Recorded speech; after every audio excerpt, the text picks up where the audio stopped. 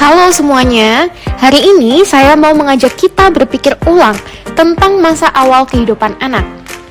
Banyak orang mengira bahwa anak-anak mulai belajar beneran saat mereka masuk sekolah. Padahal, ilmu neuroscience justru bilang sebaliknya. 5 tahun pertama kehidupan anak adalah masa paling penting untuk perkembangan otaknya. Kenapa begitu? Karena pengalaman awal itu berdampak secara langsung pada cara otak anak berkembang. Otak manusia adalah sistem yang sedang tumbuh terus-menerus.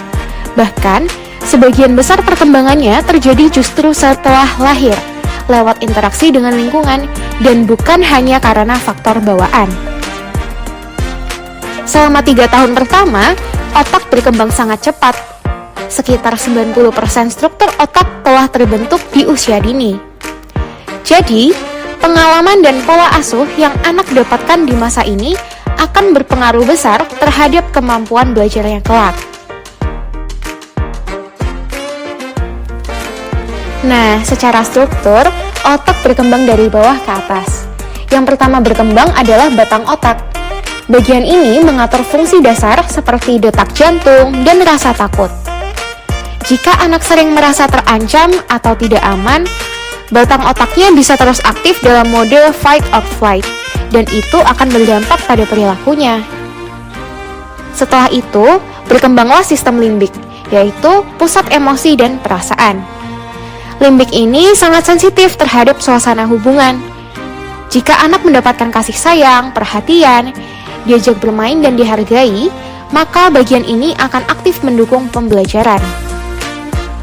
Dan akhirnya berkembanglah korteks yang mengatur tentang pusat berpikir.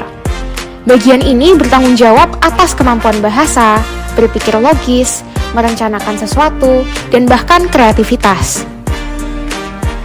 Tapi, perlu diperhatikan, semua bagian otak ini hanya akan berkembang dengan optimal kalau anak mengalami stimulasi yang tepat.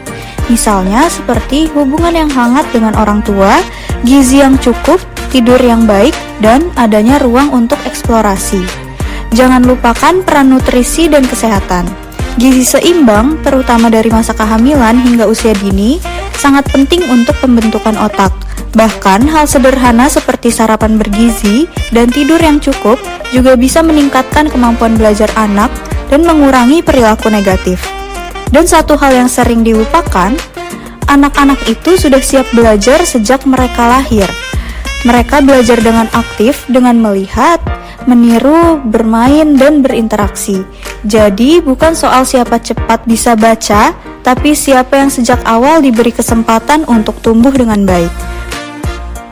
Kesimpulannya, kalau kita ingin anak-anak tumbuh jadi pembelajar yang kuat, punya emosi yang sehat, dan mampu berpikir kritis, maka yang harus kita perhatikan justru adalah tahun-tahun pertamanya, karena disitulah fondasi otak mereka dibentuk.